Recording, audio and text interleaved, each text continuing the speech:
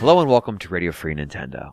It is December 4th, 2025, the first episode of December. I am James Jones. I'm joined today by Mr. Guillaume Vayette. Hello. That was a lag test, and Guillaume, it passed. Yay. Also joined by Mr. Greg Leahy. Yo, hoy, hoy, everyone. And Mr. Guillaume Vayette. No, wait, fuck. I'm Yay. sorry. And John Lindemann. I passed. That's James. That's John Masthead Lindemann to you. John Masthead Lindemann. This is a disaster. This is a disaster already. This is great. This is great. All right. But the thing is, Guillaume is so good, you should introduce him twice. He deserves it. He deserves he's it. Quebec's pride and joy. Guillaume Vayette, everybody. I am. He deserves the double introduction. We all deserve a double introduction. You know what? Fuck it, John. I'm also joined today by John Lindemann. It's great to be Again. here, James. And joined by Mr. Greg Leahy. Yo, hoy, hoy, everyone. And I'm still your host, James Jones. This is December 4th, 2025. I should say that twice, too. And this is also episode 955, to be named. There's a little bit of housekeeping I want to knock out before we get started. I put all the details about our schedule for the remainder of the year in episode 954's article. If you read it, you know everything I'm about to say, but if you didn't, you may have missed these details. So, relevant information. Next week, and the subsequent week, we'll be recording regular Radio Free Nintendo episodes. You will hear them. We will record them on Thursday. You will hear them on Sunday. System working as designed. However, sometime between the 18th and the 22nd, we will record an additional episode. This episode is scheduled to go out the week after Christmas. Wait, is the week after Christmas the week after the week after Christmas. So January, probably, I think. January 5th. Yes, my notes are, it's literally in this article. 958 will drop January 5. What will be on 958? Well, it will be our retroactive. What game are we retroactiving, you ask? And I answer, Soul Calibur 2. Did you know that Soul Calibur is one word according to multiple sources? Yes. That's very weird. Mm-hmm. Also, Calibur spelled wrong, so it's fine, I guess. Whatever. Why are we doing this? Well, it's a GameCube game, and the GameCube version was the best-selling version, which is wild. And it's got Link in it. And we could do it relatively quickly. And it's on the NSO service with expansion pack with a CK instead of a K, which is just an absolute miss. So, we are going to record that retroactive sometime between December 18 and December 22. I will give you a date when I have it. I will also give you a date for some online play over a weekend. Probably not this weekend because you won't get a chance to react to it. Go figure, because you'll hear this episode after the date passes. But let's go ahead and say tentatively it'll be the next weekend. So if you're hearing this on Monday or Sunday, it'll be the weekend following. I will put something in the Discord. There's already a Discord channel for this retroactive. It'll be in there. It'll be in the main Discord. Yeah, there you go. We're going to try out the online play for NSO with expansion pack for Soul Calibur 2. Soul Still Burns. There is a former NWR staffer who would just quote the narrator for Soul Calibur 2 constantly at every opportunity to the point that you wanted to die. The narrator has more quotes than you realize, is what I would tell you. Anyway, that covers that business. You could send your comments for the retroact. You can put them in that Discord thread I mentioned. You can email them to us to rfn@nintendoworldreport.com. Get them in relatively quickly because, like I said, sometime between the 18th and 22nd, we will be recording it. I have not started. I will be starting probably the next couple days, and I'm going to be focused primarily on the arcade mode and the story mode, but also a little bit of multiplayer. I recommend you try about the same. This game's got a billion things to unlock, just so you know. If I could find the memory card that has that data on it, I might just play the GameCube version, but I think unlocking shit is probably part of the fun. Yeah, I saw this. I was like, man, am I going to have to play through every single character? It looks like it. Yeah, it's a lot. Yeah, I mean, you don't have, this is retroactive. You don't have to play the whole game front to back. I'm dedicated, James. Come on. Get a feel for it. You know? It's just like I listen to every single episode. I got to play through every character. Just saying. Hey, John, there's a piece of news in the article for 954. What was it? I listen. I don't read, James. I can't read. You know that. Come on. Former site director, former reviews editor, John Lindemann, quote, I can't read. John Masthead Lindemann. John I didn't say Masthead I could Lindemann. read the masthead. It's just that somebody told me that my name was in it. Maybe that's It's not. I forgot to inform you you've been lied to, I assume by Johnny. Or Wendy. Either your immediate predecessor or his immediate predecessor. Anyway. Shocking revelations. Shocking truths revealed. That's right. All right, but that's gonna do it for news. I guess this is news.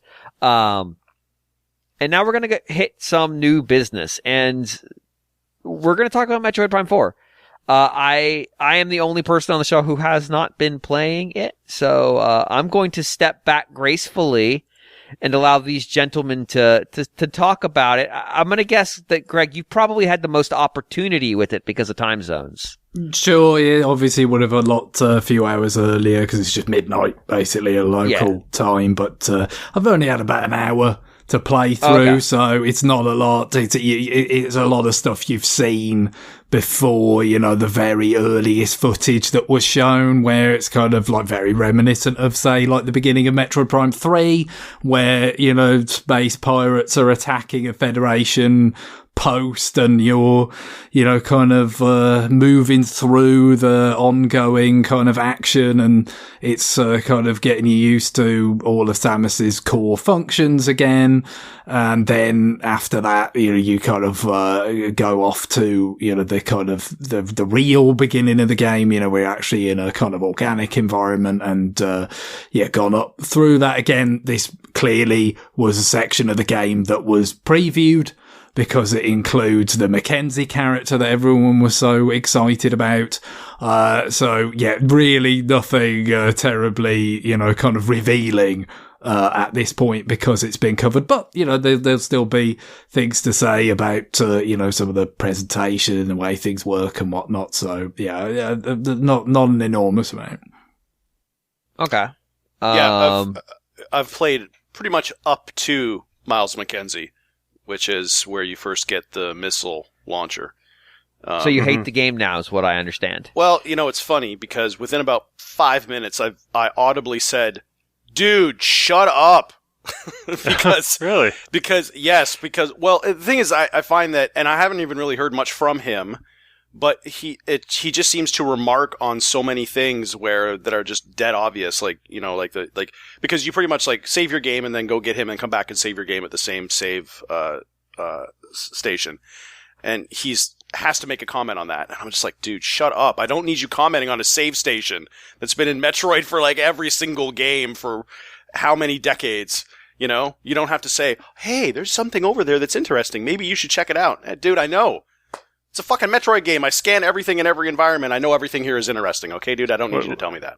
What's a Metroid game? Yeah. I'm 17. Exactly. What is this? Funnily enough, though, that was the one chuckle that he's elicited from me is because I've been thoroughly conditioned by Metroid Prime games to scan everything, like John says. I scanned him. Yes. And he says, "Oh, you scanned me. What did it say?" Oh, did he? He didn't say that. That was Because actually I funny. did scan him, but he didn't say anything. Oh, okay, that's interesting.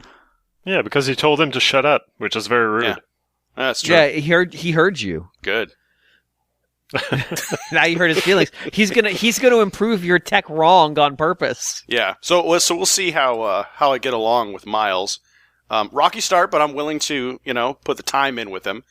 But yeah, I mean, my first impressions are the game looks great. I'm playing it. You know, you have the choice between you know, kind of graphics mode, performance mode. So performance mode, I'm playing 4K, 120 frames, and I don't know what graphics mode looks like, but I'm sure it looks amazing because performance looks amazing. Yeah, I thought was it so docked. Is it? I thought it was like 1080 for 1080p 120 is the performance option, and then 4K 60 would be the graphics, you know, Yes. option, presumably. Which is the one that I chose. Right. But I don't have... My TV is probably 7 years old, and it was not the upper scale, you know, the better LG model with the better processor. Like I still don't know if my HDR sucks or if it's, you know, just like I'm using the wrong cable or something. Exactly the same boat. I think I bought it like 6.5 years ago, my TV, but it was not like new on the market at that time, so it's probably at least 7 years old.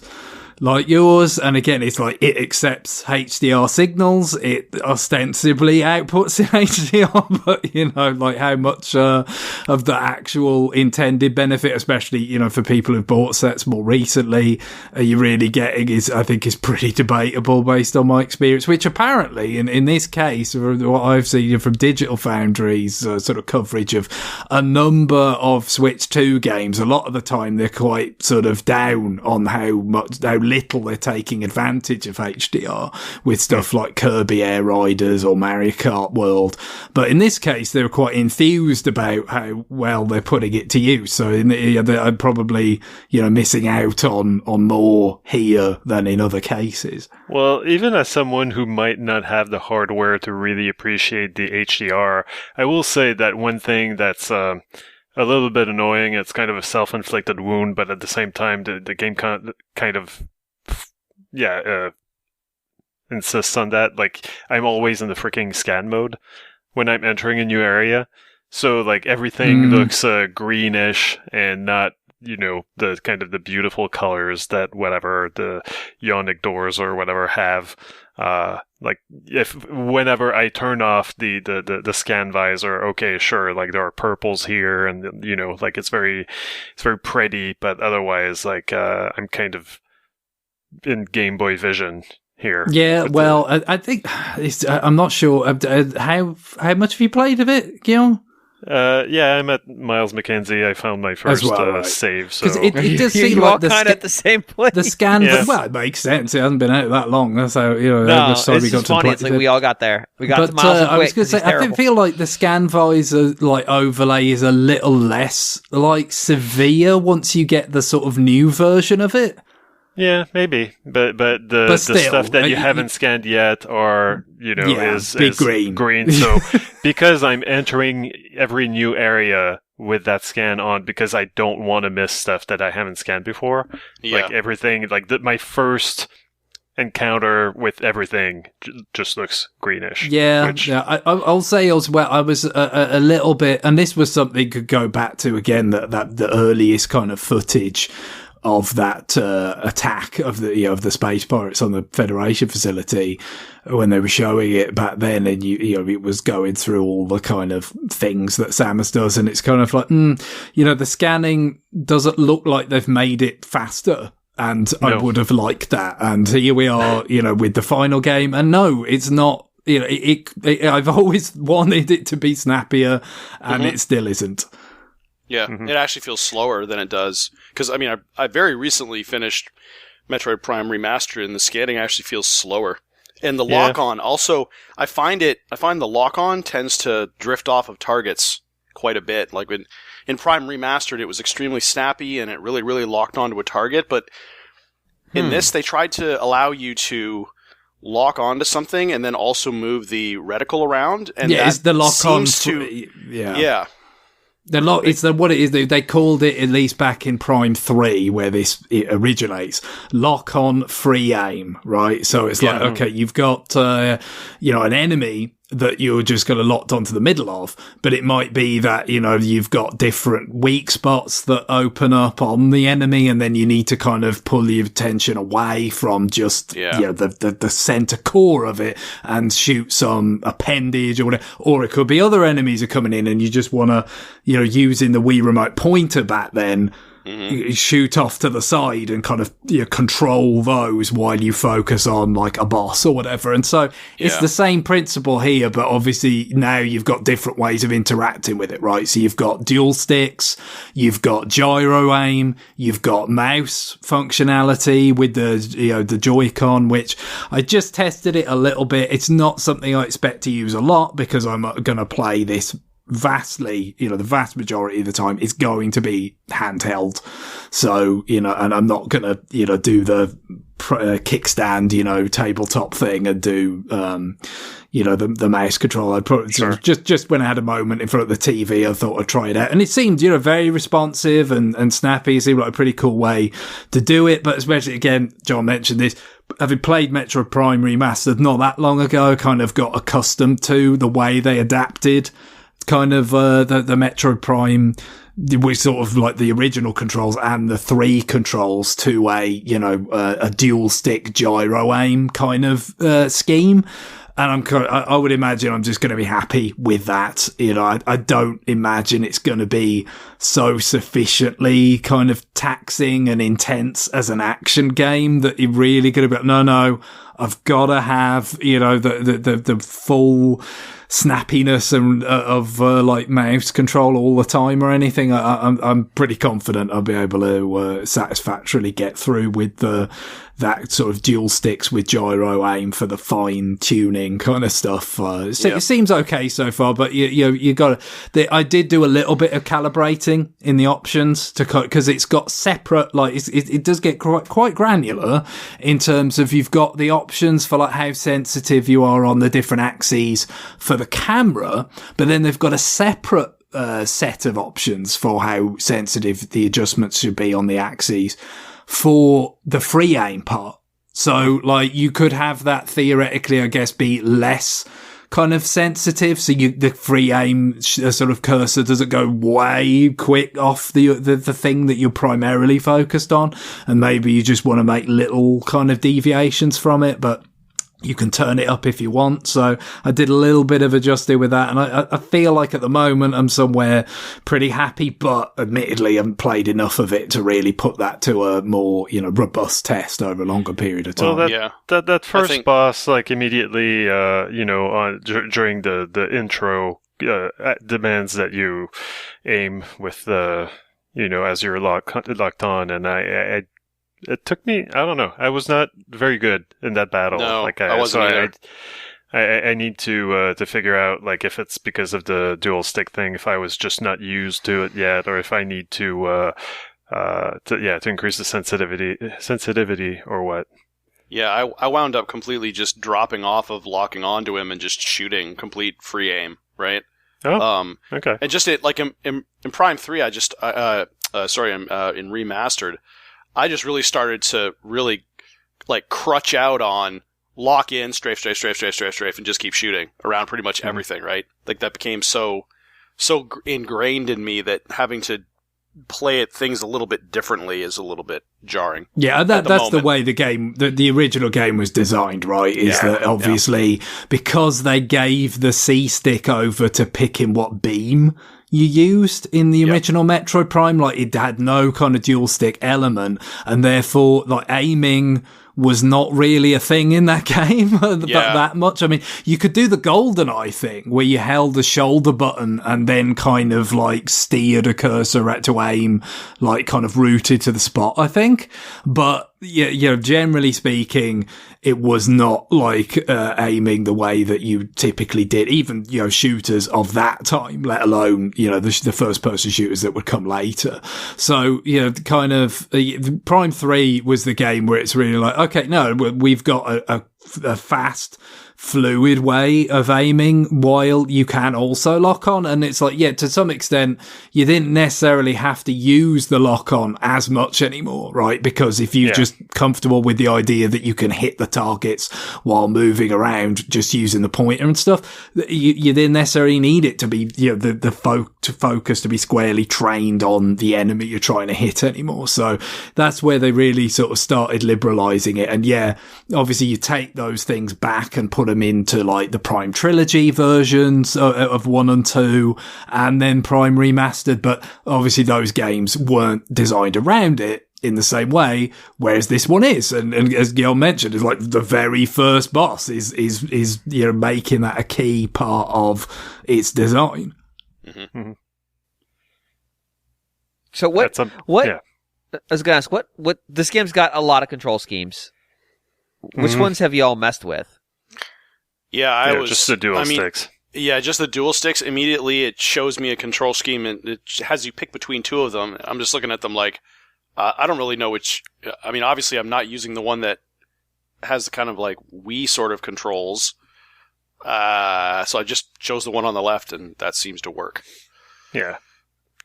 Gotcha. So you haven't tried the mouse controls? No, I haven't tried anything like that. I'm playing it pretty vanilla.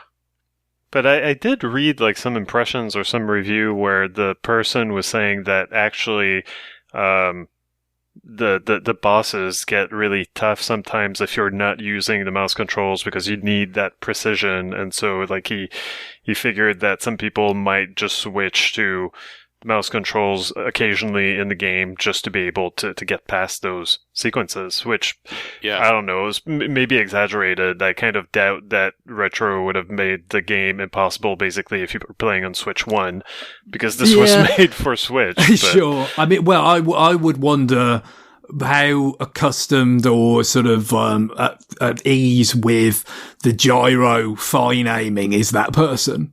Because that, for me, I would think if the mouse is something that's maybe some people think would be really useful, I would think maybe, I could get pretty much similar results out of, especially now that I've got it sort of, calibrated a little bit more to my liking, especially for those kind of lock-on free aim functions, that should be precise and fast enough, but so early on, we really can't make a legitimate judgment on that yet. Yeah, but the motion controls are off by default at the beginning, right? You have to go turn them on.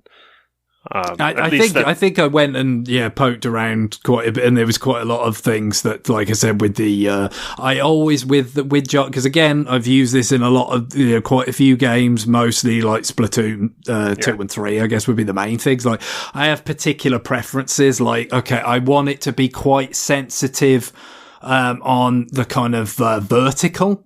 That's generally how I use the gyro, is to adjust my aim vertically.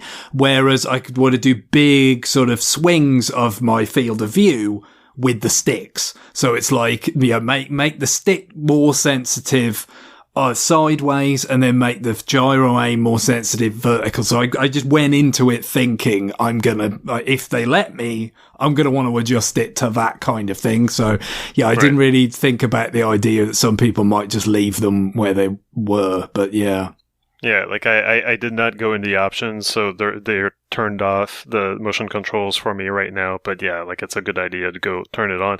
I have been playing Remastered these past few weeks, and the thing about that is in that game, by default when you turn them on immediately, if you're playing with the Gamepad Pro, at least the Gamepad Pro 2, or the Pro Controller 2 rather.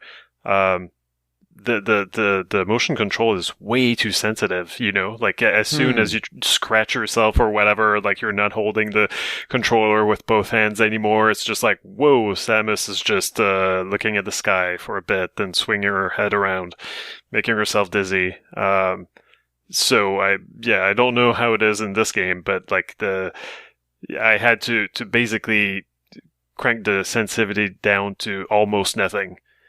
There's like 100 degrees of granularity, and I think I was at like 3 for the motion controls of Remastered. I wonder if that is just like a Pro Controller 2 thing, because I guess it didn't exist when that game was made, so whether there's something abnormally sensitive about that. But what I've done so far is play with obviously mostly portably with the Joy-Con attached to the system, obviously, but also I played with the Joy-Con in the grip, because it's kind of like, well, that would allow you to kind of separate it from the grip and try the mouse controls. And also presumably it maintains the sensitivity settings is going to be just as good, right? If it's in the grip or if it's on the console, it's the same hardware, so it should be similar, kind of in you're holding something that's got a different weight to it, so it's not exactly the same, but you know what I mean. It should feel pretty much the same in terms of the motions you're making to get the adjustments you want. So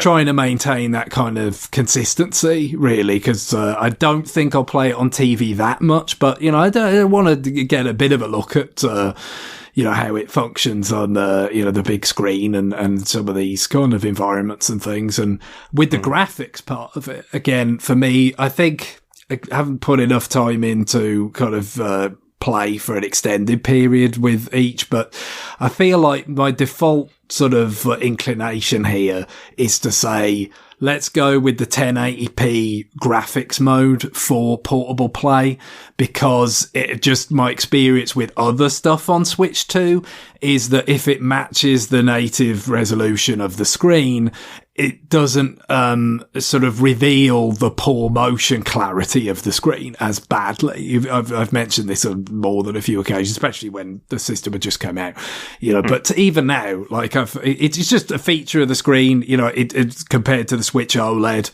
which obviously I got very used to, having used it for a period of years and played it very much, that especially like I think I mostly just play kind of the retro stuff or retro style stuff like pixel art and side-scrolling games on the OLED, because those are the kinds of things that can really look bad when they're kind of up-resed and, the motion clarity is not so hot on Switch 2. But after I played a more sort of ordinary, like current game on there for a while, and I came back to Switch 2, it's like I was seeing it for the first time again, where it's like, oh God, like this motion clarity is really quite bad, isn't it? Like you're getting newer to it when you play exclusively on Switch 2 for a long time. But it is always there because it's just the nature of the screen. It's not an OLED screen. It doesn't seem to have very great response time. The motion clarity is not that hot. But it's certainly less of an issue if you run it at native, running things that are, at the native resolution of the screen, to my eyes anyway. So that's been my default kind of, option here, I think, is to go that. But I should definitely put in some time at the 120 hertz at some point just to kind of see a game like this running at that and what kind of difference it actually makes. Mm-hmm. Before we move on completely from the gamepad, the Pro Controller 2, though, while I was playing Metroid Prime Remastered, I remembered or rediscovered or whatever that it's got a freaking headphone jack on there, and so I used it. I do have a pair of headphones where I can plug in the 3.5 millimeter cable, and oh my god, it's so amazing. Yeah, like, why it's haven't interesting because I noticed that when I went into the audio settings, that's the default setting is headphones. Oh, really? What? Yeah, because I had to change it specifically to speakers. Because I always do that every game, like right off the bat. I always go into I check the display settings, check the audio settings, and the audio settings by default were set to headset. You do know also that you can just connect the Bluetooth to the Switch, right? Right. But like on the Switch 1, that the Bluetooth was not great. There was lag. So I just figured like probably it's better if you just plug in, if you use the port on the controller. So that's what I've been doing. But yeah, I haven't tested the Bluetooth on the Switch. I just figured, I've got this cable, might as well use it. Yeah. But it probably is better. I'm sure it would be better than Bluetooth. Yeah. I will say that it is almost like a cheat, because you hear the power-ups so much better, and you hear the power-ups way before you even see them, and it saved my ass a few times, because sometimes I would play with the headphones on, sometimes I would play with the headphones off, and there were parts of Remastered where I was retraversing places, and I was just ignoring the very obvious power-up that I never bothered to pick up, because I thought, it's so obvious, I already picked it up. Surely. And then, but when I had the headphones on, I could realize, oh, wait, something's wrong. There's something here. I haven't picked up this very obvious missile tank here. And the same has been true so far in Metroid Prime 4. Maybe the sound is a little bit more subtle, but I was like, I think it is, anyway. Isn't it? Yeah, I haven't had headphones, but I haven't had headphones, but yeah, it's a little bit different. And of course, when I was doing mop up on Metroid Prime back in when I first played it for 100%, like I just switched the music off. So there was nothing. Well, obviously, that's the kind of thing that you're content to do when you've beaten the game and you're just going through mopping up power ups. Obviously, here, you don't want to do that. You want to be able to enjoy the music at the same time. But yeah, if you've got the headphones, you've got the luxury of kind of locking in, then you can still enjoy the music, but have it be there. It's definitely detectable. It's not like hugely subtle, but I think it might be a little more subtle than the original. Yeah. Well, I'm enjoying it. Miles hasn't bothered me yet, but I basically just saved his ass. I don't, I guess he sticks around for a little bit more longer after that. But then supposedly it disappears from, you don't get to hang out with it the whole time. So I don't know. Like, there's this one complaint that maybe John, you can help here, but I'm seeing I think it's Ash Parrish on Blue Sky was saying that feels like a 10-year-old game. Basically, she's saying that the shooters have evolved past this, whatever this is. That's the thing. She's not the only one who made this complaint. She's not the only one who hasn't explained it in a way that I can understand what they mean. Well, also, is it a shooter? And that's a legitimate question. What's it going for? But I don't see the presentation as dated right now. But admittedly, I don't play enough AAA games maybe to really know. Yeah, I guess. I mean, it feels like it feels like a Metroid Prime game to me. Now, for that can be a good thing if that's what you like. But if you would play a Metroid Prime game and say that it feels dated right now, then that's a negative. I just don't think it's trying to. I don't know. I think it's valid for someone to say that they expected something more out of the box compared to the other Metroid Prime games. But it's not. I don't really have a problem with it. You play it and it's a Metroid Prime-ass Metroid Prime game. The fidelity is there, and I mean, I guess for some people maybe that's big whoop, right? But it's you got rid of the Bandai Namco version of the game. They went to Retro Studios to have them work on it again. But it's the passage of time and just the amount of talent that isn't there from when the Prime games were actually made back from in that relatively short span, basically from the sort of start of the aughts up to 07 when Corruption came out.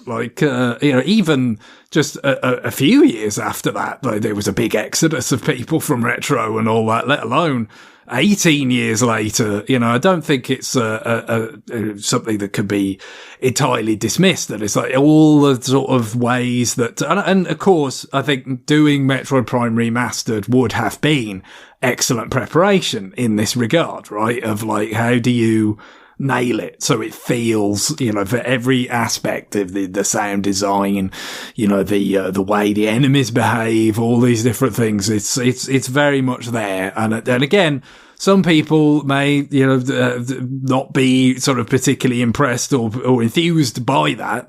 But then on the other hand, if you've been looking forward to one of these for a long time, maybe, that's what you want to see. You don't want it to feel off. You don't want it to feel like some sort of imitation of Metro Prime that isn't quite right. Yeah, I think for so much time being passed, I think people were looking for something on the level of, something on the level of Breath of the Wild, some sort of open world thing instead of a hub world, or because a lot of games have done that. Monster Hunter Wilds did that, right? So that's kind of the evolution that I think people might be looking for here, rather than this mostly empty hub world. I haven't been there yet, so I haven't seen it, but this is just based on what I've read.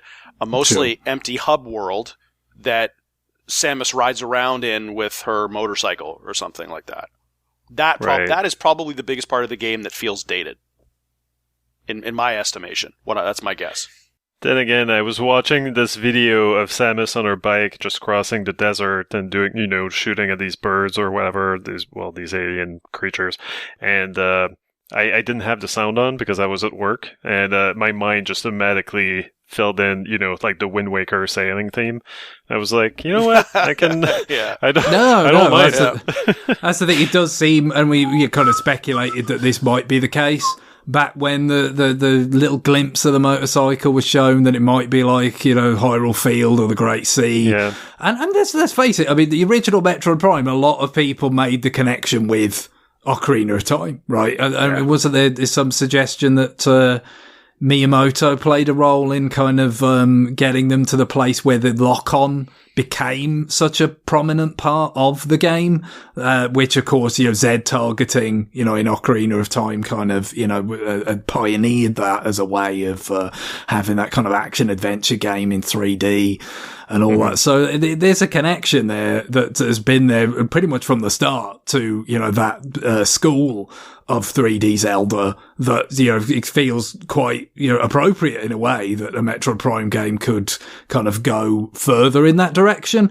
But, John raises the other point, right? Zelda itself, which, it kind of kept working in that area for, a good while longer, admittedly. But still, after that certain amount of games, there's like, no, we're going to leave that behind now for, the vastness and the freedom of something like Breath of the Wild. And, obviously it's very much to its commercial success that it did that. So I could kind of understand, but sort of both sides of it in that regard. I mean, for me, when it's 18 years, a length of time like that, it's a pretty unusual situation. There's not a lot of good analogues I've got for, when something's gone that long without sort of coming back, and it does come back.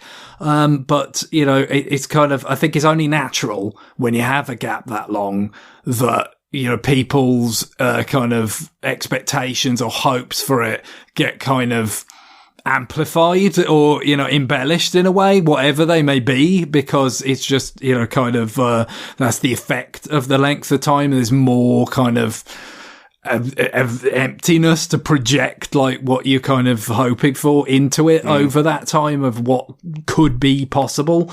And I guess for me, I would say the one thing I keep coming back to is when Twin Peaks came back, with the return in 2017. That was 25 years after the film Fire Walk with Me. And again, at that time, it'd been so long. I'd gone from being a child to, a pretty old adult at that point and all that kind of thing. You just kind of feel like I tried to be philosophical about it in the sense that it's like, well, it is easy to get carried away with your expectations and whatever here.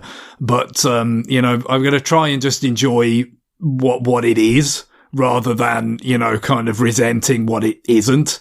Because it's a very busy, this is one area where I'd say there is a parallel between that, the Showtime series, The Return from 2017 and Metroid Prime 4. It's a very peculiar intersection of circumstances that even allowed this to be possible. So there is a very good chance it will never happen again. So, right. If it is at all possible for you to enjoy what there is in it that you might enjoy, that you might like, you may as well bloody do it. Because I don't know whether I hope I'm wrong. I hope somehow that there's something here that could be paving the way for things to emerge in the future. But there's I think you have to be realistic and say there's every chance that, for whatever, not to say that you're blind to any criticism of it or, you just like try and convince yourself of things that is great when it's not or anything like that. But it's just, try and, go with what does work, because like I said, I feel like this is truly a one-off. Yeah. I just it didn't strike me as dated, but again, I'm not up to the cutting edge of what's being done right now. But when Metroid Prime 3 came out, you could say, yeah, this is dated, because you had the text on screen when it felt like it should have been voiced at that point. It wasn't. Here I just feel the voice acting, it's not amateurish as far as I can tell. Maybe you don't like Miles' dialogue, but like I don't really. He seemed fine to me for the little time I spent with him. Yeah, the character models look pretty good to me. Like the lips are synced. Like I don't see, like, it's perfectly, like, the presentation is fine and it feels current, modern. And I think it's interesting with the original Metroid Prime where the big worry was this isn't going to feel like a Metroid game. And I think they really had to be careful with this, this huge span of time between, Metroid Prime 3 and 4, not making it feel like a Metroid Prime game anymore by trying to make it open world or some kind of thing like that. Because people always talk about, the Metroid series is about, being isolated in space, but it's also very much about traversing this kind of segmented map. And getting too far away from that also, I don't think that would be a good thing either. So I don't really mind, even though there is a hub world. Maybe that's as far as they really need to go here. Like, they don't need to blow it out and have it be Breath of the Metroid. Again, right. There's some. It does feel like it could have been a more sort of swift sort of iteration on Prime 3 back in the day, because Prime 3 had the element of, okay, there's discrete planets, and you go to them via her gunship, right? And it's just like picking something from a menu, essentially. But then it's kind of like, okay, well, let's kind of do a similar thing, but let's actually connect them with something, right? Rather than, it kind of be like picking from a menu. Maybe that's, a bit too kind of, unappealing, kind of taking you out of the notion of a one consistent world.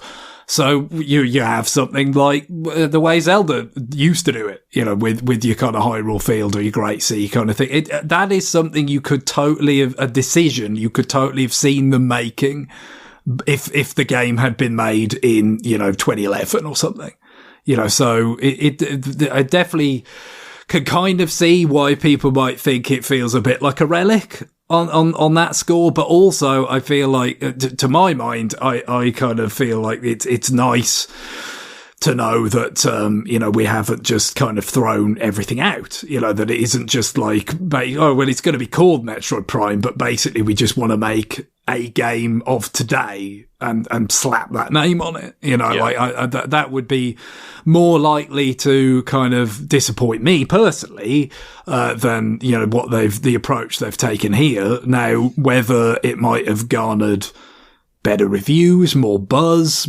opened it up for the possibility of getting more new fans in.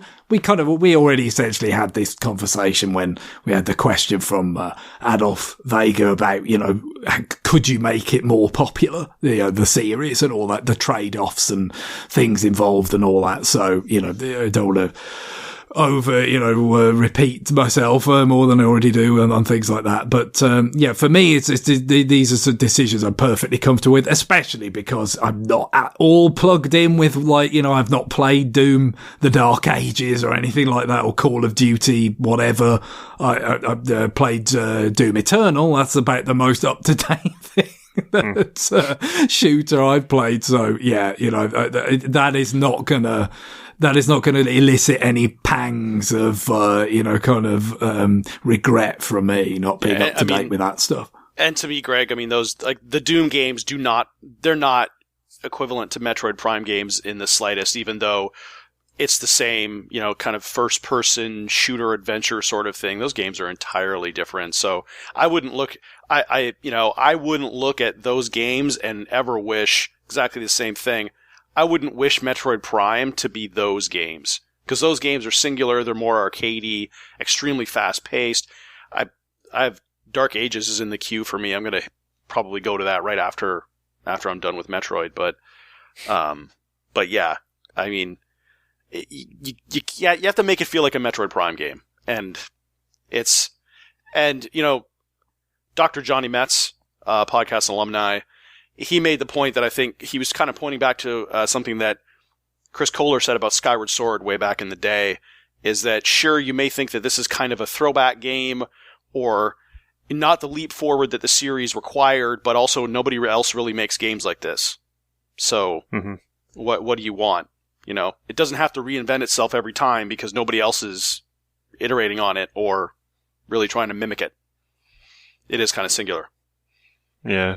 So far, Metroid Prime 4 feels like a Metroid Prime game with the discrete sections that you explore. But the one thing that I found pretty neat, and I kind of wonder if we're going to see a lot more of that in the game, is the lead up to finding Miles, actually, because there's basically this creature, this beetle that is running away from you, and if you're using the scanner, the visor, you can see the trail of gunk or whatever that it leaves behind. So you're following its trail and just keeps like escaping, going away from you, and then that leads you to Miles' ship, and then there's like the whole sequence where you rescue him, and like as you chase that beetle, you also hear like the growling in the bushes around you, invisible enemies that are just waiting to attack, and so they attack when you get there.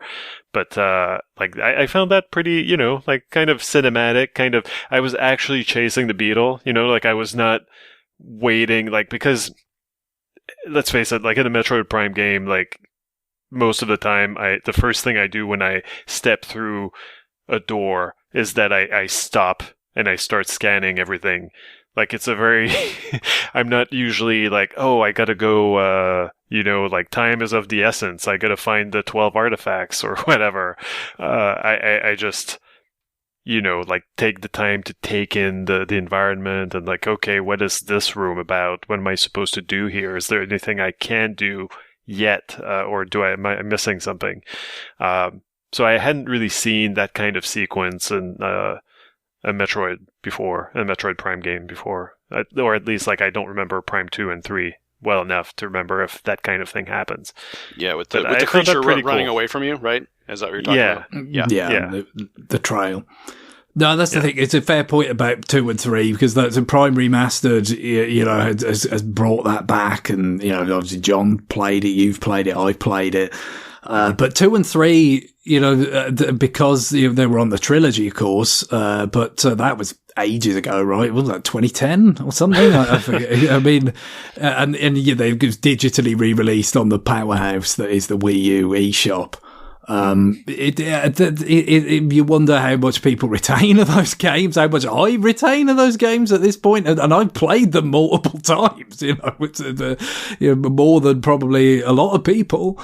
But I think there's clearly a lot of 2 and 3 here. That's the point. Even with my limited sort of recollection of those, the through line I feel like is stronger perhaps than I was even expecting, because again, like I said, you could make the comparison with the separate kind of areas and the separate planets on 3, the kind of the greater role of like NPCs, you already kind of went there with 3 as well. And I got the sort of the species, the psychic people or whatever, that you seem to think that you're like the promised, your chosen one that's going to fix all their problems. Like that's basically in 2 with the moth, the Luminoth, I believe they were called, the moth people of the light world instead of the dark world, things. So like it's very, very, very much in that, sort of lineage. And I guess it's interesting,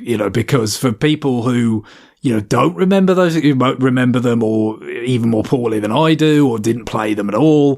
Does that make this feel fresher by comparison? And that's a good thing? Or, does it make it feel weirder? I mean, I would argue the brouhaha about there being like Federation people that talk would suggest that in certain cases it's made it feel weirder and people have not taken that very well. But, that is ultimately just a preview and sort of more of the broader effect, I guess, is yet to be seen for among, the kind of, the fan base at large.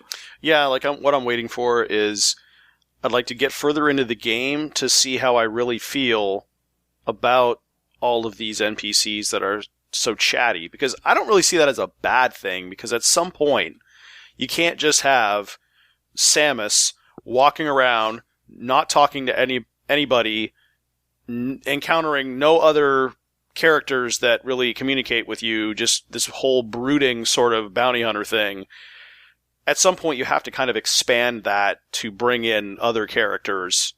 And, I know that was done to a certain degree with Other M, but, yeah. Like you have to make an attempt to expand it, is what I'm saying. But that was a whole other thing in terms of that's just, that Sakamoto had his backstory that he wanted to crowbar into something, where it didn't really work because it was essentially like a remake of Fusion, but it was meant to have happened first. So it just, it didn't really kind of, this is very much a continuation of 3 for me in a lot of ways. It's just early on anyway. It feels like, again, it's not like, something that's come out of nowhere. This is just like, okay, we want to kind of, have a little bit more of a feeling of like Samus exists in a world, and that the other entities are aware of her.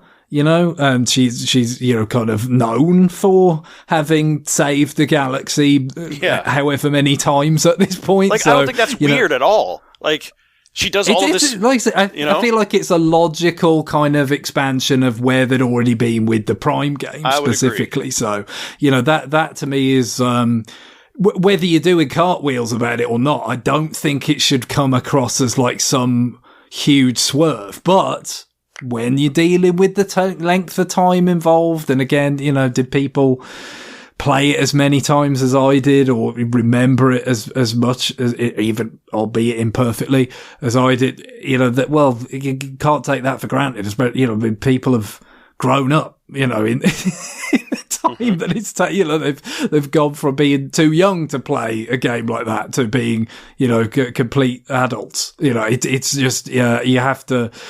It's just something you have to remember when you're an old codger like me, that it's just like, no, it's just a really long period of time. You can't really blame people too much for not immediately thinking, oh, well, it's just like this or it's like that, to make those connections. I'm trying to figure out how I want to lead the conversation at this point. I'm not going to ask y'all to respond to Discourse, because Discourse is fucking atrocious.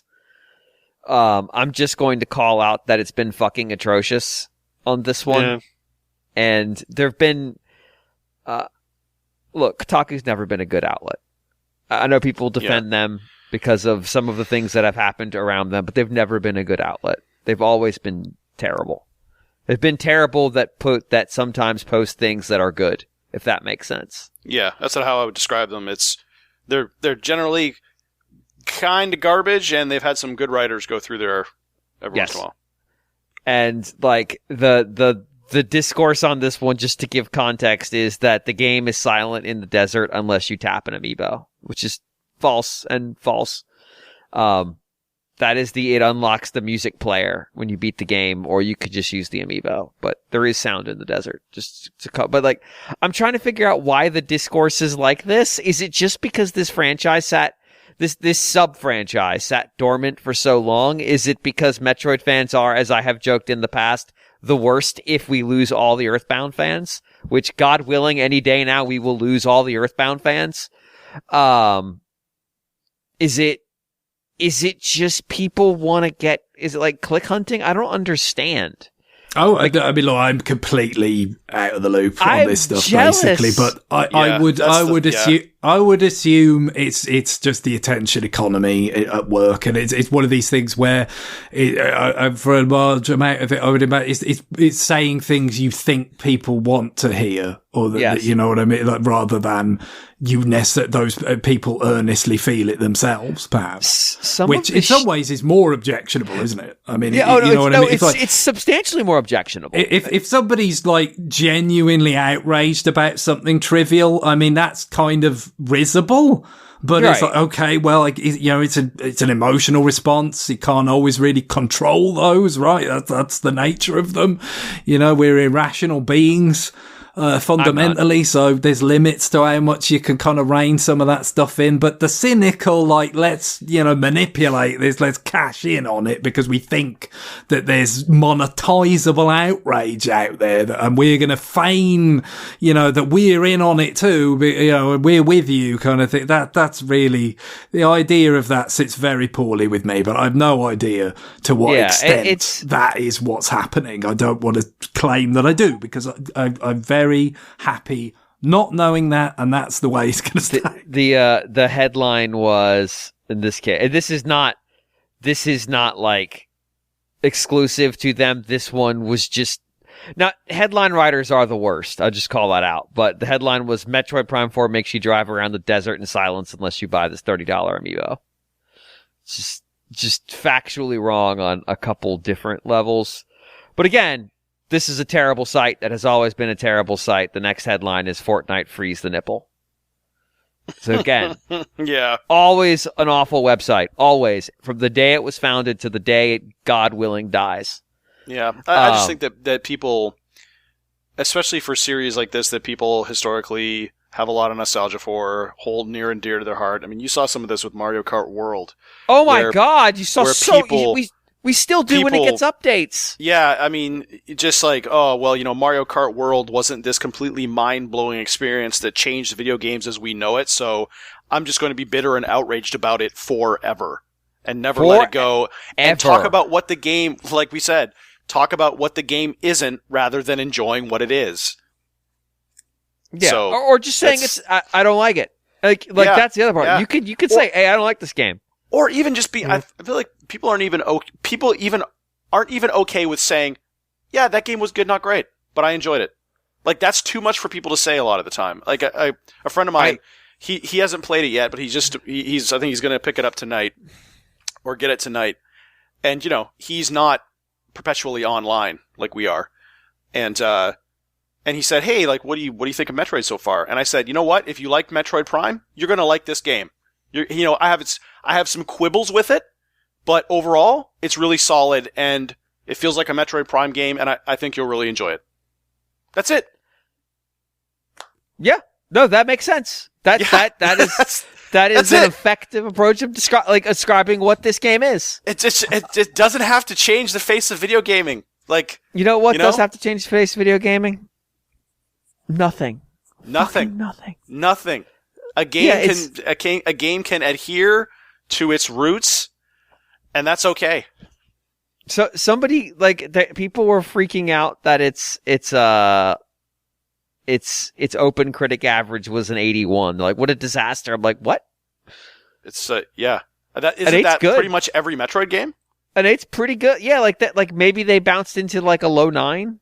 But Metroid always had this ability to rub a certain percentage of reviewers the wrong way. Absolutely, and I would not say that Metroid is for everyone. 100%. No, I absolutely. If I was on the site at the time and had been given Prime 2, I probably would have given it a 7. Yeah. Or even like a 7.5, because I feel like the Dark World stuff was just ill-conceived. And it's such a big part of that game that if you feel it's ill-conceived, you have to really take the hatchet to it. Because when I was doing reviews, component.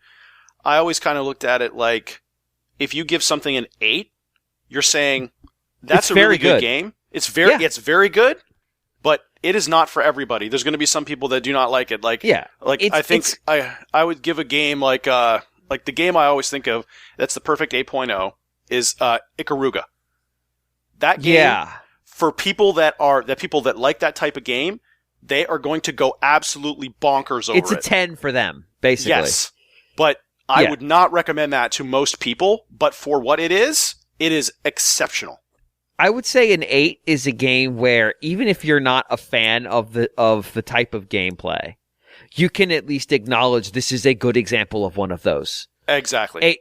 A 10 or a 9 would be, even if you're not a fan of that gameplay, you can acknowledge that, okay, this is actually pretty good. Or at the very minimum, like, if you're really opposed to that kind of gameplay, you can be like, I respect the hell out of what this thing is doing. It's just not for me. Yeah, like you should consider, even if it's not in your wheelhouse, you should consider checking it out because you're probably missing something you might like.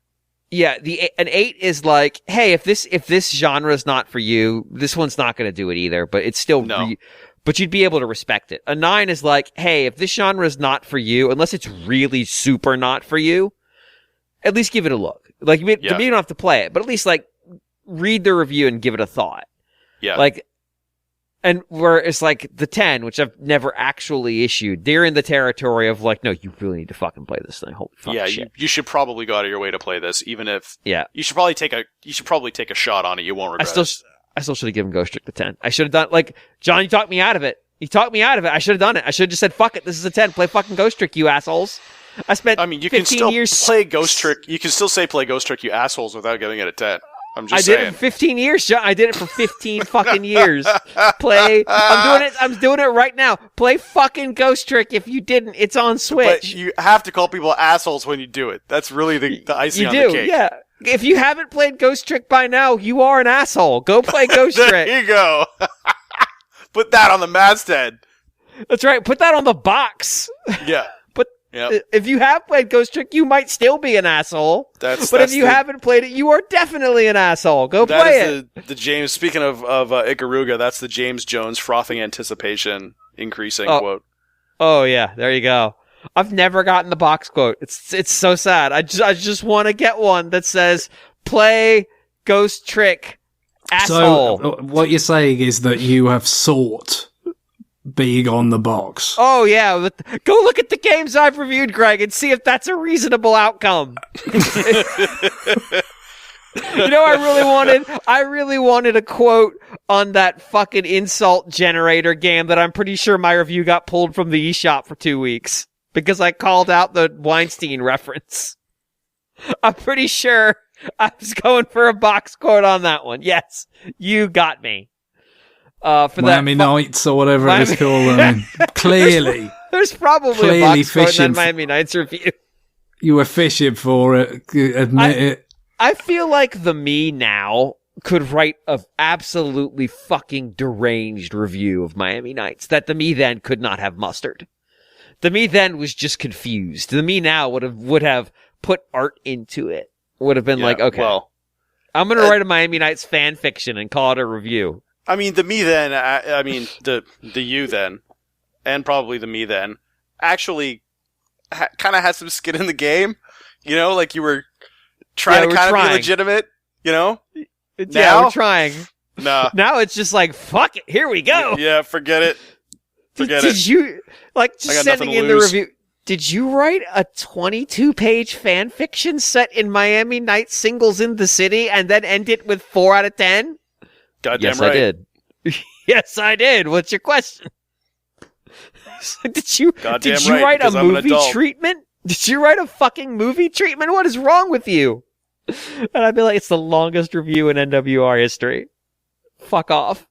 I was like, there is like an appeal to that I didn't have back then. This was this was grim obligation. Now this is absolute fucking joy. Also, that review is almost.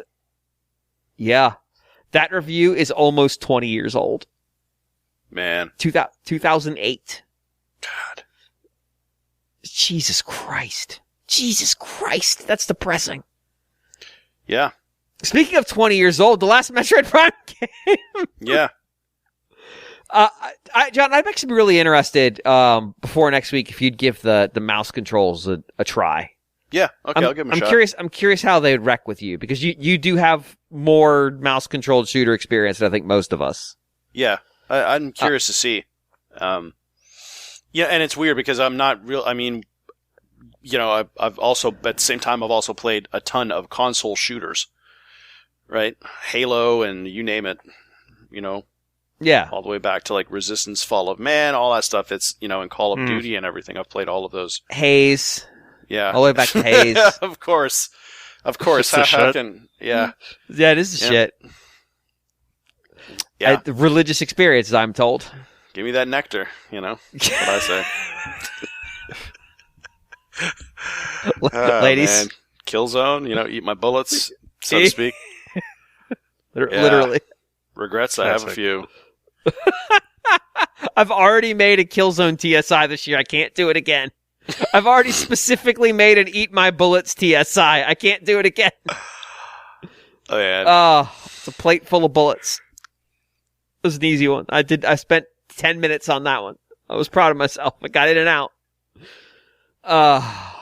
Yeah, let's take a break here. We're going to come back. We're going to do maybe a little bit more new business, maybe some email. We'll figure it out as we go. So stay tuned. Yes? I may or may not be back. We'll see. Oh. I need to check something. Mystery. All right, cool. Yeah, All when right. we get to that being Schwarzenegger's tagline, you know it's over. I may or may not be back. Honestly, that's where he's at right now. Like, Yes. Just go find the picture of him or the video of him with the tiny ponies. That's all you really need. He apparently collects small horses. It's magical. All right. Anyway, we will. At least 3 of us will be back after some like 7 seconds of music. So stay tuned.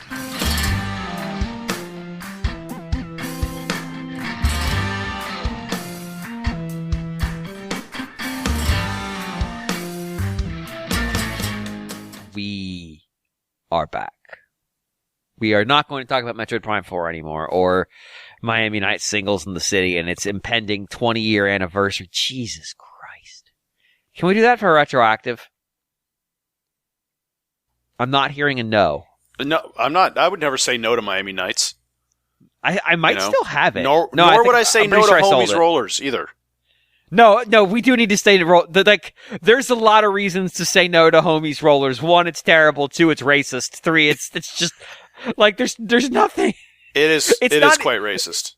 It crossed the point of being funny to just be like not funny as in like boy these racist jokes are really funny, but funny in the like boy I can't believe you made this kind of funny. Yeah. Into just being insulting. And I don't mean to like the targets of their racism, but yes, that also. Insulting to its audience. But, God, I still can't believe that's a real thing. Is it a real thing? Did we all hallucinate that?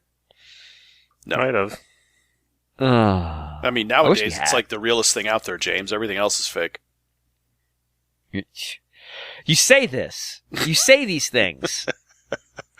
And you are horrifyingly correct. I long for Homies Rollers, for the authenticity and realness of Homies Rollers. I like when Homies Rollers racism could be made fun of because it was like you can't be this cartoonishly racist. That's untenable. Yeah. And now I'm like, you fool. Mm-hmm. How wrong you were. But hey. We're not here to talk about Homies Roll. We're never here. Let me be clear. I want to make it very clear. We are never here to talk about Homies Rollers with 2 Z's. Maybe speak for yourself. We are never here to talk about Homies Rollers with 2 Z's.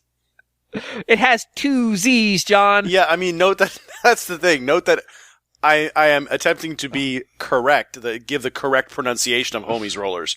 I could say Homie Rollers, but that would be disrespectful. Homer's Rollers.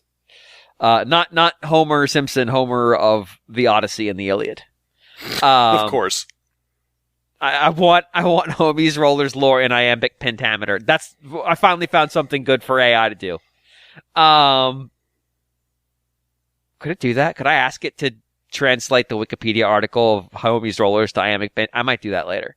Anyway, we're not here to talk about that. We're not here to talk about iambic pentameter, which I can't even remember what that sounds like, so it's fine.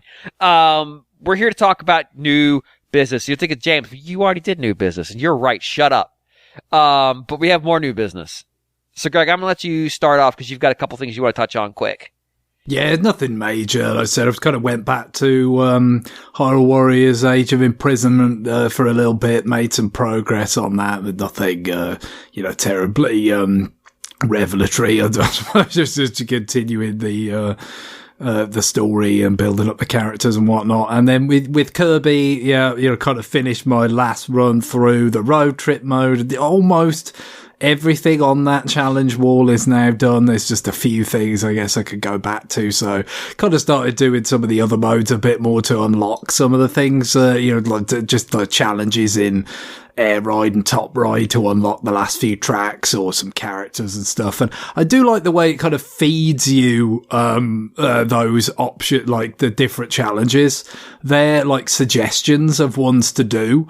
So say, for instance, if you're kind of, picking something, to play from the air ride menu, you're looking at the different tracks, like there's a little sort of, at the bottom of the screen on the menu, there'll just be, a sort of, a line of text that might be, defeat, 5 enemies with this copy ability or whatever, something, from the challenge wall, but it's just like, you might have many such things that you could do on that particular track to, fill in a part of the challenge wall, but it's just suggesting it to you there, and then you can, kind of go in and do that. So, and also with the challenge wall, it kind of gives you the option to see, there are some things that are secret, but a lot of the stuff, it kind of gives you a good idea of like, okay, is this going to unlock something that I'm particularly interested in unlocking? So for me, it would be the tracks, right? I wanted to finish unlocking those, and you could see in a lot of cases, it's like, if I do this particular challenge, it's going to unlock a track. So that's,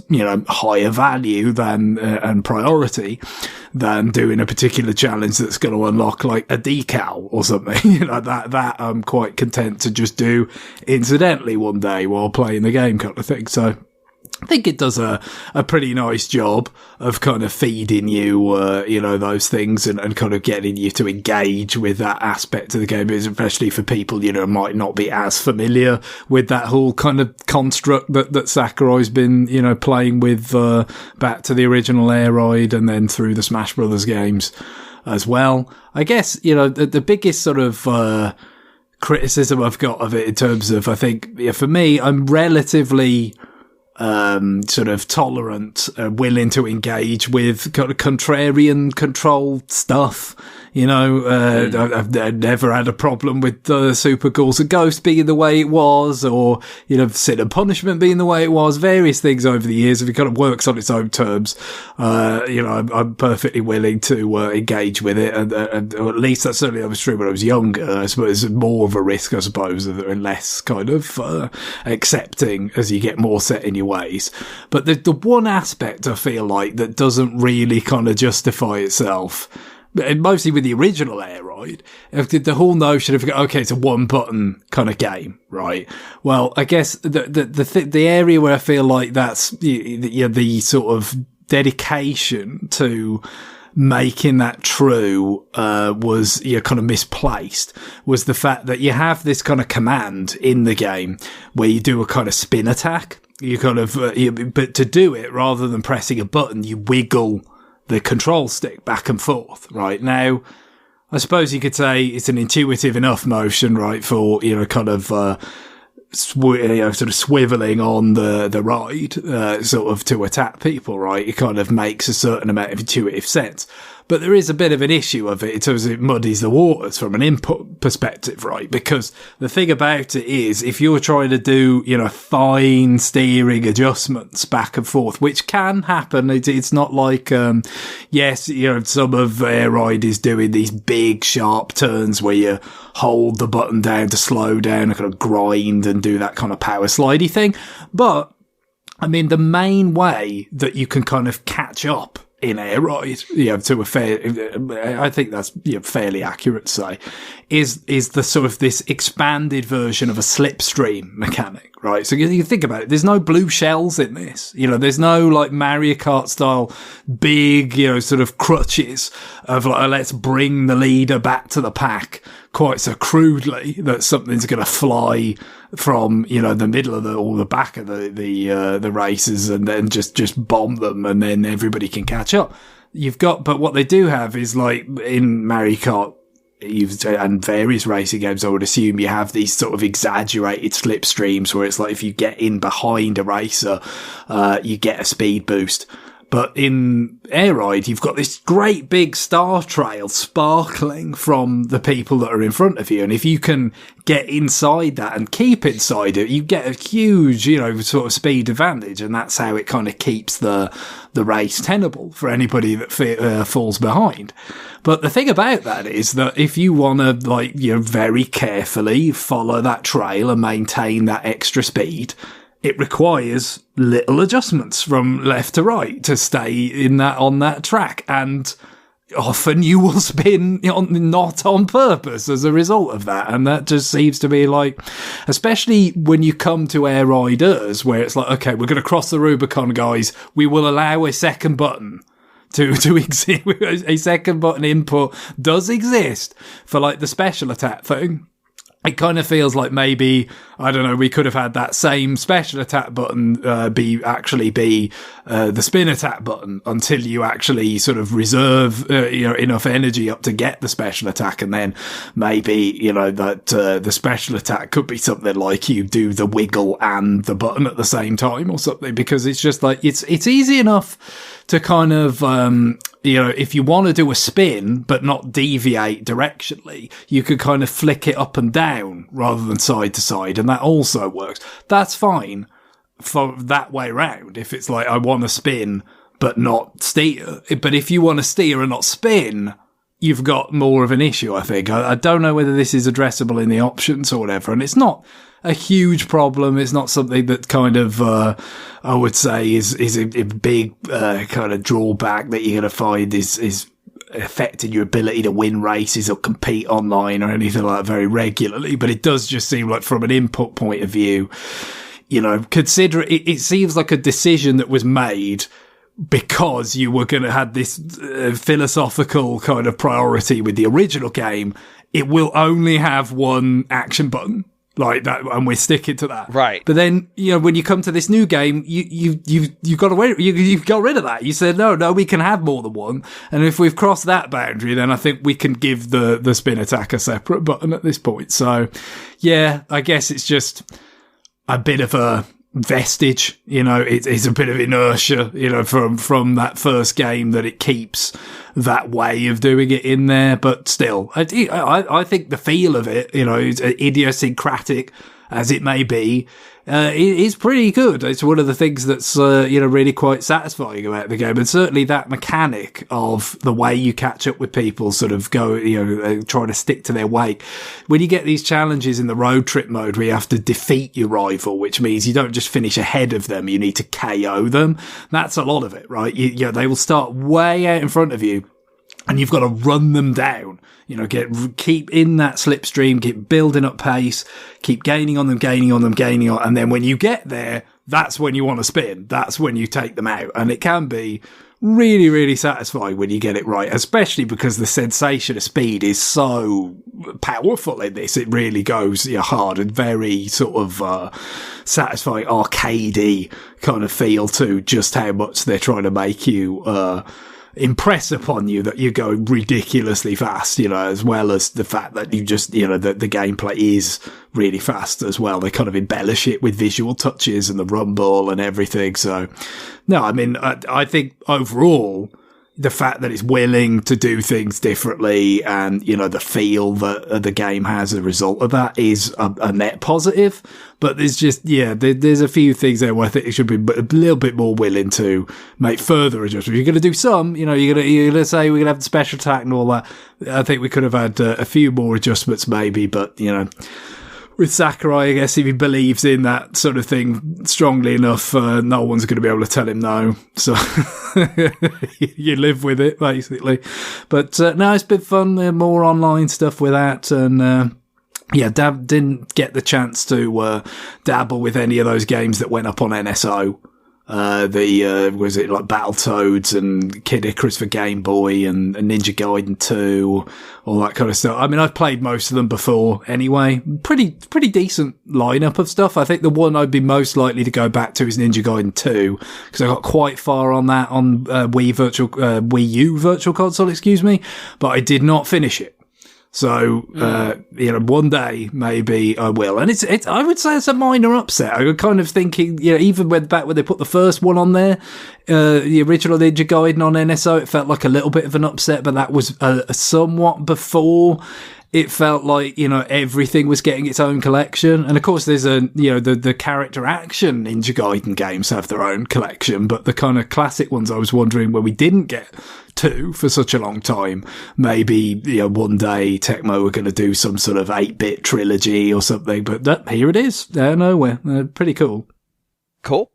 I was actually surprised to hear that you've mostly finished up the challenge board. That doesn't feel very Sakurai of you to be able to accomplish that so quickly. Well, but that's just for the road trip. There are 3 other challenge boards. Oh, okay, good. I was going to say that seems the 3 other challenge boards is more like I'm coming up on 50% for each, right? And so that's for Air Ride, Top Ride, City Trial. They're all separate. And actually, I think there's an online one as well, which is probably more like closer to 2/3. So there's loads of challenge boards, but just for that road trip mode, it is almost done. Cause I did I talked about it last week. I went through all the difficulties really fast. Cause again, it's like reasonably long for what it is in a way, but you could still go through it pretty fast if you want to, and you want to see all the different stuff it's got to offer. And as you do, you end up accomplishing a lot of those feats, so I was that part of the game I think is a pretty big success.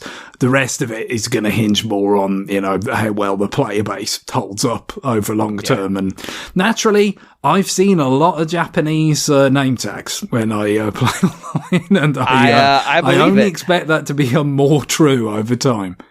I can believe that. Anything else you want to touch on? No, I think that'll do it for me. All right, Guillaume. Yeah.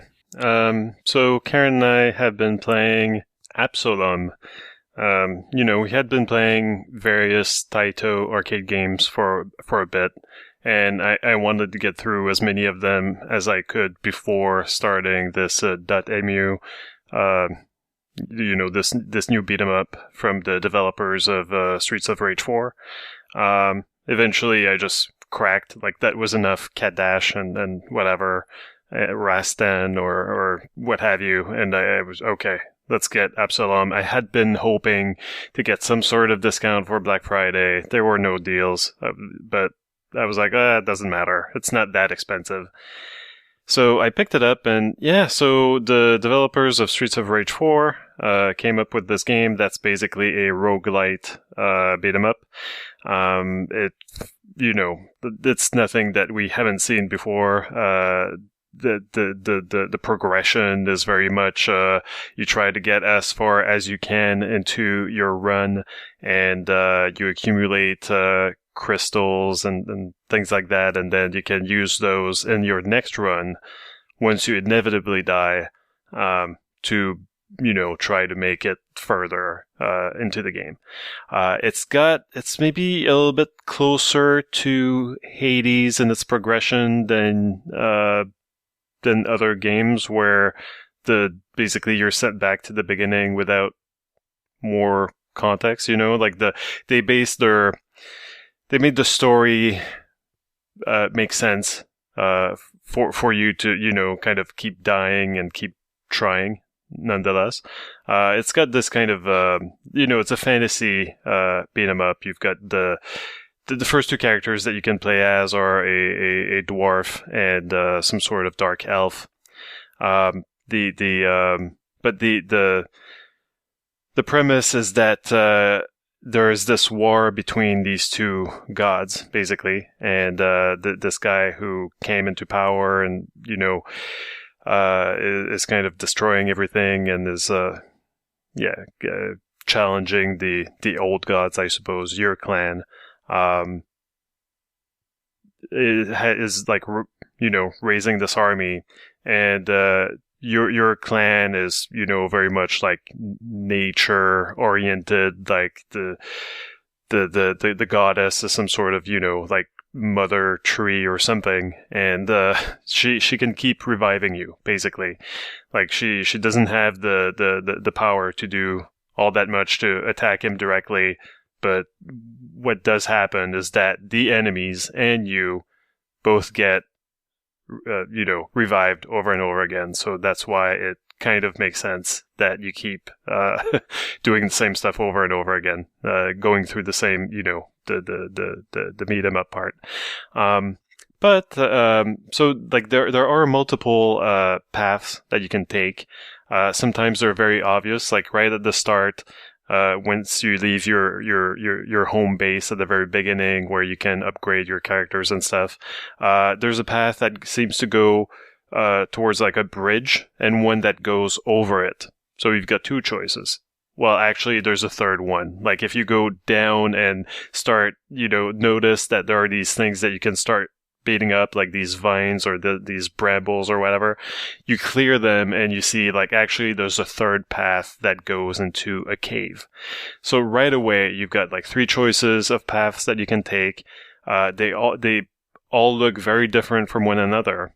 And they've all got something, kind of some story elements that are unique to those paths, and they can influence what happens on the other paths once you go on them. So, it's a little bit more complicated than just linearly going through the biomes of this game. Like at some point, maybe you've done all three paths and you think like, okay, well, that's it. I'm going to keep seeing these three paths for the rest of the game and nothing's going to change. Well, not quite. Because at some point, maybe like a clan of goblins that were actually, you hadn't you beat their champion and you were momentarily friends with them. Well, you perhaps like accepted a mission in a different run to help the humans repair this bridge that they needed. But once you did that, then it kind of opens the way to, like, once you see the goblins again, instead of when you get to their town where you can replenish your health a little bit and buy new equipment, instead of being friendly, they're trying to feed you rotten carrots or whatever, and they're, hostile to you. Why? Because actually you helping the humans build this bridge kind of led them attack the goblins, like just, and so, yeah, like the story is kind of, interactive like that, like it keeps moving, like you keep getting new missions that you didn't have before in the previous run. And, if you can finish it, then you maybe that changes something else somewhere else in the world. So that's pretty cool. Every screen of this beat 'em up, basically, like once you've cleared an area of enemies, that's where you get the roguelike thing of okay, choose between these two powers. It's kind of random which ones you get. A lot of times, like these powers make sense and they're unambiguously good. Like it might be like, increase the power of your strong attack, or like change the finisher of your standard attack, the combo that's just, you pressing the standard attack 4 times. Sometimes you'll actually get, though, a new move, perhaps. So I had one where you can grab the enemy, right? Well, so with this new move, if you grab the enemy, you press up and the strong attack, you actually do kind of a giant pile driver with it. And so that's pretty cool. But unfortunately, I really like grapplers in these games. And there's none of the characters in the game are really like the designated grapplers. So I was kind of sad knowing that, like, okay, this, pile driver move, pretty cool. It's what I like to use usually in this type of game. But whether I'm going to be able to use it or not really depends on if in a given run I'm given the option to get this power up. So I was kind of bummed a little bit by that. So you start out, you only have 2 characters. Like this is just a 2-player beat 'em up game. It's not like Streets of Rage where you can be 4, or Turtles where you can be 6 somehow. But yeah, so only 2 players, and you can choose between the 2 starting characters, and then through the story you can free or find 2 other ones, and so you've got a selection of 4 characters, at least for now. I don't know if DLC is coming or not. You've got of course, like the dwarf, who's kind of like the brawler. That lady, the dark elf lady, is, has got a big sword. She's pretty cool, but I haven't played as her because Karen monopolizes that character so far. And we've unlocked kind of a mysterious character who isn't quite sure, like, has got amnesia, but thinks that she's on your side. And so, she's very much like her thing in terms of gameplay seems to be like staying in the air as much as possible.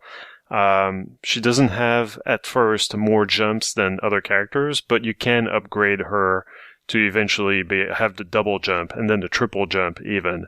And some of her upgrades are oriented towards basically like, like your air attacks will hit this much stronger, 15% stronger, 30%, etc. Or sometimes like even bigger bonuses if you go even even bigger bonuses based on how high you can juggle the enemies. So not only like you're staying up in the air and you're juggling the enemies in the air, but if you can manage to get them as high as possible, like that just only increases the power of your hits. So that's pretty fun. And and we've unlocked actually the fourth character, who's like a wizard frog. Haven't been able to play as him so far, but again, like he looks pretty cool. Anyway, so of course, like this game is super pretty. It's as I said, it's the team behind the Streets of Rage 4, so it's got like the hand-drawn look and everything. The gameplay is very responsive, as you would expect from this team. Like I don't have any complaints in terms of gameplay or anything. The only thing is that you are getting a roguelite, So where Streets of Rage 4 was built around replayability just by having you increase your score. And there was some kind of like leveling up element, but it was more about like unlocking moves and stuff. But there was nothing about increasing your stats, right? All you did was maybe like unlock some more options in terms of special moves. But in this game, the more runs you do, the more crystals you accumulate, the more you upgrade your characters. And those upgrades are significant, and they feel pretty required for being able to actually finish the game. Because we're talking about like, increasing your health, but also like giving you, at first, like you can have the goddess revive you on the spot with 25% of your health when you die. So you've basically got like a life and a quarter. And then you can upgrade that to, to have more health back when you die. And lately, like we've even gotten like another revive from her. So now we've basically got like 3 lives to get through the game. So obviously, you can manage to make it much further on 3 lives than just a 1. And so there's that aspect that, like the grinding is baked in, right? Like you're meant to replay this over and over again. You're not meant to be able to finish the game in one sitting. It's more like Hades in that way, where you're meant to just keep playing, keep trying, unlock more of the story, upgrade your character, eventually beat it. But like the it's not like if you're really, really supremely good at beat 'em ups, like you could finish it on the first go. Like you're just gonna make it incredibly further into the game, partly because you're getting better at the game, but also mostly because you've upgraded your character enough. But I'm not complaining. I like there's kind of a similarity in, I don't know, like the concept of trying to increase your high score in an arcade game like Streets of Rage 4, and the concept of just like keeping grinding away at like a roguelite like this. Like it's not all that separate, right? Like there's kind of this idea that like you're going to sit down and play this game for a long time and just I don't know what I'm saying. Basically, I'm saying like I don't mind at all. I'm glad that I'm in it for the long haul. But if you're looking for like a pure arcade experience where you can just go for high scores, then this is not that. But this I've seen it on a few like best of the year lists, so I think that might be what this game turns out to be for me as well. So that's why I was kind of in a hurry to play it, before the end of the year. So far, like it's been good. It's been a pleasant experience. So right now, like I'm recommending it. Cool. Anything else? No, that's it. Oh, okay, cool. Let's see, where are we at on time? We're at 1:30. Yeah, I got one brief thing. I guess I can. Okay, yeah. Why don't you do that, and then we'll wrap the show. Yeah, and it's James and I has many years have gone by. James and I are usually Black Friday co-conspirators. And this. True. Yeah, there wasn't a whole lot out there. Like we talked about this, I think last week. But the one thing I did pick up was a new memory card for the Switch 2. I didn't buy one at launch. And so we got the James, we pretty much bid on the same deal here for $75 on Amazon. Yep. This is the Samsung P9 Micro SD Express. It was 512 gigs, which exact same deal. Yeah, and it was interesting because the reason why this even popped into my head of buying this was because I downloaded Metroid Prime 4, and it was interesting seeing a brand new game, the Switch 2 version of it. How big is it going to be? And that game I think is 27.6 gigs. It's sizable. Yeah, it's pretty sizable, and so that made me start thinking. I'd already used up just with stuff, from the original Switch and, Mario Kart World. I'd probably used up maybe 3/4 of the system memory on the Switch 2. So I thought, well, I'm always looking for that sweet spot because I think the 1 terabyte cards are pretty costly right now. They're like 180. They're like $189. They're barely available. Yeah. And they're really expensive. And so I was, I also didn't feel like I had enough information to determine what size I really wanted. So, getting my hands on a brand new Switch 2 game and kind of getting and wrapping my head around exactly how large they're going to be. And, if you do the math, if games are about 28 gigs or so, you can probably fit about 18 of them on this card, which is more than enough room for really any purpose I'm going to have. So, yeah, but what I thought was interesting was how long it took to copy games over to the card. It took a long time. It took like 40 minutes or something to copy all the games I had. Yeah, I didn't copy everything. I left, but I didn't leave a lot on the system at all. I kept all of like the kind of the Game Boy, the Game Boy stuff for all the Nintendo Online stuff. I left that. And a lot of retro games as well. I left that on the system memory. But I moved over, Mario Kart World, obviously Metroid Prime 4, and all of the kind of stuff, all the kind of Switch 1 games.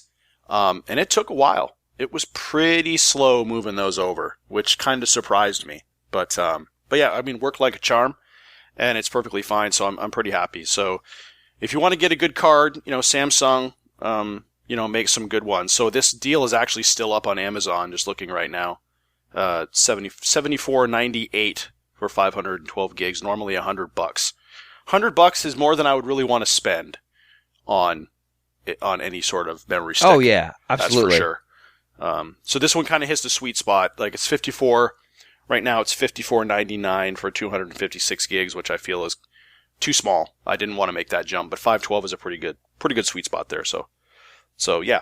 So pretty happy with that purchase. Yeah, I bought it, talked about it on the show, and then you texted me basically you bought it pretty much the next day. Yep. I put it in there. So what I recall Nintendo saying is the onboard memory is still a bit faster than the SD Express, which keep in mind they've moved to this format that basically no one was using because they needed it to be fast. So my plan is essentially I'm moving the game, everything but the game I'm actively playing, I'm moving over. Oh, okay, that makes sense. So right now, Age of Imprisonment is still sitting in the main slot. But I also, Age of Imprisonment is fucking massive. And so I had to clean, oh, I can't remember right off, but I remember I had to basically fridge clean. Like I was stunned to be fridge cleaning already. Yeah. I could feel that coming. Yeah. It's like, it's a lot, if you think about it from a Switch standpoint, the onboard is a lot of memory, but then when you realize like these games are fucking enormous by comparison, because we're dealing with assets that need to be rendered up to 4K. 4K assets take up a lot of space. Now, I will say, videos in Age of Imprisonment, of which there are many, do not take up a lot of space because they're fucking rendered and compressed as shit. But hey, that's a different question altogether. It is 43.5 gigabytes. That's big. So it is much, much bigger than Metroid Prime. Oh yeah, it is a big honking game. Wow. Yeah. So yeah, okay. It is sitting on the onboard slot right now because it's like, well, you can live here, and then if I need to play you, you're right on the memory, and then when you're done and you're just kind of like a novelty I might open occasionally, you can go live in the SD card. Yeah. So maybe I move Metroid Prime 4 back over. Yeah, that might not be a bad play. Like, I don't know that it's a huge difference. Yeah, probably but not. Nintendo themselves mentioned that there is a difference. Yeah. So like, I don't know. I'll figure it out. But it's rough. Like it's rough out there trying to get express cards. And part of it is because there was no market for these things effectively prior to the Switch 2 coming out. And now the purveyors of SD cards are scrambling to get them onto the marketplace. They're dealing with other demands for their silicon that are eating up resources, namely data centers. And so there's this weird like push-pull dynamic of there still aren't that many uses for the SD Express. And the hope would be that as Switch 2 goes out there and makes that format more generally available, because it really wasn't before, that more devices are willing to put it as a feature of their device, knowing it's going to mean that it's an extra cost to use their product. But I also think a lot of devices are very likely moving away from having any onboard memory anyway. I have a device, a camera, that syncs to your phone and just instantly uploads it to the cloud via your phone. It has onboard memory as well, but if it's syncing all your photos to the cloud in like real time, how much memory do you need? So there's space in here somewhere, for the prices to come down on this. But right now, there's just no elasticity in the market, and there's no stock available to effectively create competition between other manufacturers. So right now, price is what it is. The 1 terabytes are basically unavailable. SD Express in general is unavailable in Japan. It's a thing. Like there's real concerns. Like you just can't get them. They do not exist in the retail space right now. That's crazy. There was no reservoirs of the units in the marketplace. Switch 2 came out, depleted what was there, and they can't backfill it enough to create stability in the market enough that they can build up stuff that's just available to buy. Yeah, Nintendo needs to hope that SD Express takes off and that manufacturers devote more of their product line space to it so that there is enough elasticity in the market that the price can come down. This was a one-off thing for Black Friday, essentially. Yeah. And it wasn't even that good of a deal, but it was a deal. Really.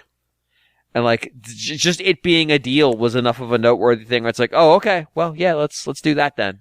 Yeah, I looked at it sort of, either I buy this card now or who knows when I'm going to buy a card. Right. That was what got me. I probably would not buy, I'd probably wait until next Black Friday, Cyber Monday. Yep. And like, I would have preferred to get a terabyte, but yeah. No, me either. Yeah. I mean, it's still a 200% increase in the amount of storage the Switch 2 has. Mm-hmm. It's going from 256 to plus 512. So yeah, like it's still a huge bump. Mm-hmm. But I mean, I had a terabyte. Oh, it was terabyte SD card in the Switch OLED. Like it was jam full. It may have been 512, but Switch games were a lot smaller. Yeah, that's the thing. They are considerably smaller. I mean, to the tune of 6.5 gigs. Yeah, 8 gigs was a big game from Nintendo. Now, some third-party stuff was big, but Nintendo wasn't putting out... granted, Nintendo didn't technically put out Age of Imprisonment, but Nintendo wasn't putting out 40-gigabyte games. Yep. So, yeah. Anything else you want to touch on? No, that's it. Cool. All right, we were going to do email, but I think we're just going to wrap the show here. There's a couple things I want to touch on. Email, send them. We're kind of low, so I'd really appreciate some coming in before the end of the year. That's rfn@nintendoworldreport.com. It's not that we don't have any. We're just a little bit low. Likewise, we're doing the retroactive sometime between December 18th and 22nd. It is on Soul Calibur 2 for the Nintendo GameCube, available on Nintendo Switch Online. You can do that. You can play it, and you can send us your comments either in the Discord channel that's been set up for it or via the email. John, I did check with Gemini, and it was able to give me the lore of Homie's Rollers, the DS game, in iambic pentameter. Yeah, okay, good. And I also have to say that I also did my homework, and it's actually Homie Rollers. It is Homie Roller. You're right, it is Homie Rollers. I believe so. I believe the game is Homie Rollers. I believe the product line is Homies. It is. I don't know. I don't know if that's with a Z. I don't know. I think it is with the Z. I think that is the pluralization. But the game is Homie Rollers. It is. It did give me a plot description in iambic pentameter, and then it gave me character descriptions in the form of Homeric Iliad writing. That's truly the ridiculous with the sublime. Yeah, and it was very clearly and liberally lifting from Zach's review, at which point I asked it, is it a good game? And it responded aggressively no, and specifically cited Nintendo World Report. Yeah. I then, just out of curiosity, asked about Miami Night Singles in the City, and it quoted me from 20 years ago back at me. Also, Gemini still does believe that Horse Show Pony is exactly what I wrote him out to be. Yeah. But then if you probe further, it's like, is this a serious article you're citing? And the response is, oh, not at all. And I'm like, yeah. I think it's fascinating that probably the most enduring stuff on Nintendo World Report is our reviews of the worst games. Oh, yeah. Because John, we're the only ones that did them. John, what's the pro of Charlie's Angels on the GameCube? That it boots up? No. This is a good one. If you can put a bullet through the center of the disc, you're a pretty good shot. I'm pretty sure that a pro for some other game is that you can use the disc as a coaster if you would like. I'm sure that is somewhere out there. Oh, yeah. I just remember reading that one and losing it. Because it's just like, there's nothing positive to say. No. I have a game, and I can't remember what game it was, where the NWR format forces you to put pros in. Mm-hmm. Like, you can't just not put a pro in. Like, there has to be a pro. And I sat there and figured out what character combinations I could use so it renders as an empty field. Because there were no pros to recommend this game. And then the cons just go on forever. It's just this long list. And like that, just the visual of it was what I was going for. Like I was just making up more cons. Like they're accurate, but they don't rise to the level of things my draft of the review listed as cons. They're more things I invented because I just wanted to make that visual as outrageous as possible. Yep. It was part of the art form at that point. It was like, how many cons can I put on here with no pros next to it to counterbalance it? Yeah. And the answer was like 8. I was like, just keep stacking. Just keep stacking. Yeah. You're right. It's the weird shit that, like, it's like just a generically bad game. Like, the one about the crocodile, something hunter, crazy hunter, I think is what it was called. Yeah. Like, that's the worst game I ever reviewed on the site. It's fucking atrociously bad. But there's nothing particularly interesting about it, except that you attack goats with the crocodile. So I guess we're back on goats. But there is, Miami Nights has more to riff on because of the sheer sleaze of it. And that game's not nearly as bad. That game is, that I would play Miami Nights for a dozen hours before I'd play Crazy Hunter again for 20 minutes. Also, I could beat it in 30, so maybe that's the right play. It's just the sleaze. It's the absolute fucking sleaze that makes that game memorable. Yeah. Or us making fun of Horace. Like, it quoted back to me my comment that the game was released largely to get rid of trash. I was like, the AI is reading me. That's disturbing. Yeah. And also too, it shows you that the AI doesn't know any better. No, like when I asked it, like, is this article parody? It went and like cited all the exaggerated metaphors I'm using. It's like, this is the deeply unserious article, and I'm like, okay, why are you quoting it back to me then? But I ask you a serious question, and the answer is nobody wrote about Horror Show Pony but me. No. So I get to own the space. Yeah, it's just a small example of how AI is rife for manipulation. Oh, yeah. I mean, the way it describes the character is fucking amazing. It's like, you can't possibly think this was legitimate description of the character. You can't. Like, it quotes back phrases like Huv Huskow indicate that the article is written with the sarcastic tone. And I'm like, yo, you to think? Also, I forgot that I put the phrase Mount Horsevelt in the article. I asked it to explain what vibrancy horsonified meant. And it did it. It's like, this is useless. What terrible product we've invented and spent trillions of dollars on. It did find that to be a playful turn of phrase, though. So I'm a playful guy. What can I say? Mm-hmm. Which might be the episode title. I'm a playful guy. I don't know. But yeah, that's it. RFN@generalreport.com. That's an email address. You can send questions, comments, thoughts, games, etc., etc., etc., etc. We have more John Lindemann trivia to do, but not tonight. I'm done.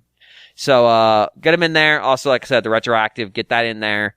Start soul calibering. Your soul still burns. I can promise you it does. And, we'll do the retroactive in a couple weeks. And I think that's all of our business today. So, Greg, I need some music. Well, we do have an email in today from AG, the author of the John Lindemann game, yes? Yes. I believe so, yes. So, it was a sender of emails and games, but they did point out something, another major release coming out for Switch 2 this week, other than Metroid Prime 4, is Octopath Traveler 0, yeah? So, yes. It's kind of based on the mobile game in the Octopath series, but obviously, it feels kind of right, given that Octopath Traveler was a big part of the Switch's first year, or a significant part of it anyway, for this to be coming out. I guess in some ways it's getting overshadowed by Metroid Prime 4 coming out at this time, but it seems to be reviewing well, so it seems to have a good reception so far.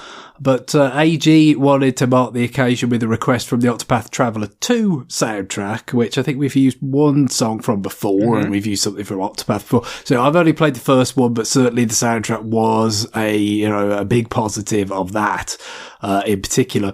And this song, I'm intuiting just from its name, based on how there was a similar convention in the original Octopath soundtrack, would appear to be like one of the characters' end boss battle songs, because I remember all of them in the first game were like based on the character's job and their motivation, right? Like, so it was like for treasure, for instance, for like the merchant, I think.